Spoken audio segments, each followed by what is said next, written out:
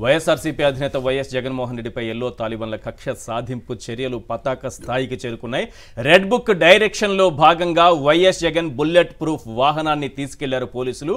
సింగయ్య మృతి కేసు విచారణ పేరుతో వైఎస్ఆర్సీపీ సెంట్రల్ ఆఫీస్ నుంచి బుల్లెట్ ప్రూఫ్ వాహనం తీసుకెళ్లిపోయారు పోలీసులు. దానికి సంబంధించిన దృశ్యాలు కూడా మీరు స్క్రీన్ పైన చూస్తున్నారు. మరింత సమాచారం అందించేందుకు మా ప్రతినిధి రవీందర్ మనకు అందుబాటులో ఉన్నారు. రవీందర్, పోలీసులు ఏం చెప్పారు ఈ బుల్లెట్ ప్రూఫ్ వాహనంకి సంబంధించి?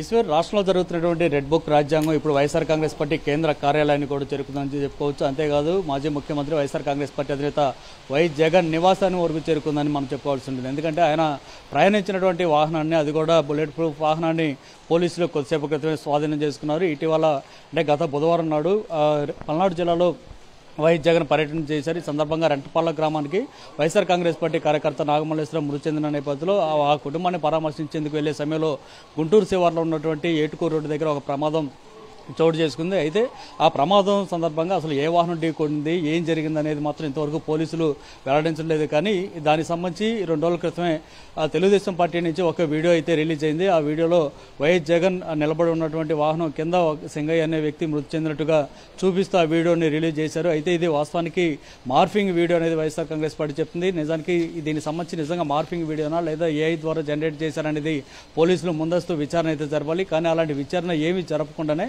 ఏకంగా వీడియోని అడ్డం పెట్టుకొని అదే ఆధారంగా తీసుకొని నేరుగా ఈరోజు వైఎస్ఆర్ కాంగ్రెస్ పార్టీ కేంద్ర కార్యాలయానికి వచ్చారు. ఇక్కడ ఆ వాహనాన్ని సీజ్ చేసేందుకంటూ ఇక్కడికి వచ్చిన నేపథ్యంలో ఆ సమయంలో పార్టీ కేంద్ర కార్యాలయంలో పార్టీకి సంబంధించినటువంటి జనరల్ సెక్రటరీ లేల అప్పిరెడ్డి ఉన్నారు. ఆ సందర్భంగా అప్పిరెడ్డి దృష్టి తీసుకెళ్లిన సందర్భంగా ఆ వెహికల్ నెంబర్ కూడా చెప్పారు. AP 402349 అనేటువంటి వెహికల్ సంబంధించి మేము స్వాధీనం చేసుకోవడానికి వచ్చామని చెప్పిన సందర్భంగా ఆయన ఆ వెహికల్ తెప్పించి పోలీసులకు హ్యాండ్ ఓవర్ చేసినటువంటి పరిస్థితి. వాస్తవానికి ఈ కేసు సంబంధించి అసలు వాస్తవాలు ఏంటనేది పోలీసులు అయితే బయటకు ఇంతవరకు వెల్లడించలేదు. కానీ ఇంతకుముందు మనం చూసాం, జరిగిన ఏదైతే 18వ తారీఖు ఈ ప్రమాదం జరిగిందని పోలీసులు చెప్తున్నారో అదే రోజు విజయవాడ సంబంధించినటువంటి ఒక వెహికల్ని ఆ రోజే సీజ్ చేశారు. AP 390001 అనేటువంటి ఫార్చ్యూన్ ఒక సఫారీ వెహికల్ కూడా ఆ రోజు సీజ్ చేశారు. ఆ డ్రైవర్తో పాటు వాహనానికి సంబంధించినటువంటి యజమాని కూడా అదే రోజు అరెస్ట్ చేసి బెయిల్ కూడా ఇచ్చారు. కానీ ఆ తర్వాత 3 రోజుల తర్వాత తెలుగుదేశం పార్టీ సంబంధించి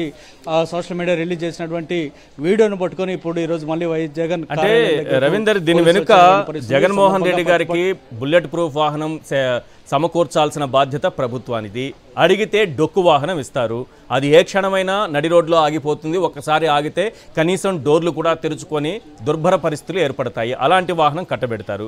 ఇలాంటిది కాదని సొంతంగా సమకూర్చుకున్న దానిని కూడా ఏదో ఒక రకంగా కేసుల పేరుతో సీజ్ చేసి తీసుకెళ్లిపోతున్నారు. అంటే జగన్మోహన్ రెడ్డి గారి భద్రతకు ఉద్దేశపూర్వకంగా కుట్ర జరుగుతోందని చెప్పచ్చా?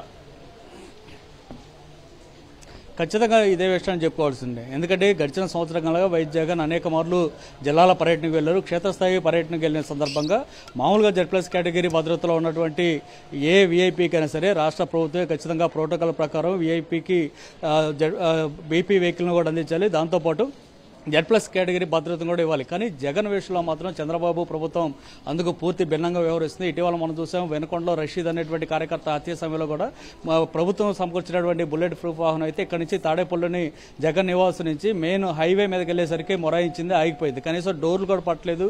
దాంతోపాటు ముందు వైపు ఉన్నటువంటి గ్లాస్ ఏదైతే ఉందో అది పూర్తిగా పగిలిపోయినటువంటి పరిస్థితి. సో దాని నుంచి మారేసి ఇంకో వెహికల్, ఆయన సొంతంగా ఉన్నటువంటి వెహికల్ ఎక్కి వెళ్లాల్సినటువంటి పరిస్థితి ఏర్పడింది.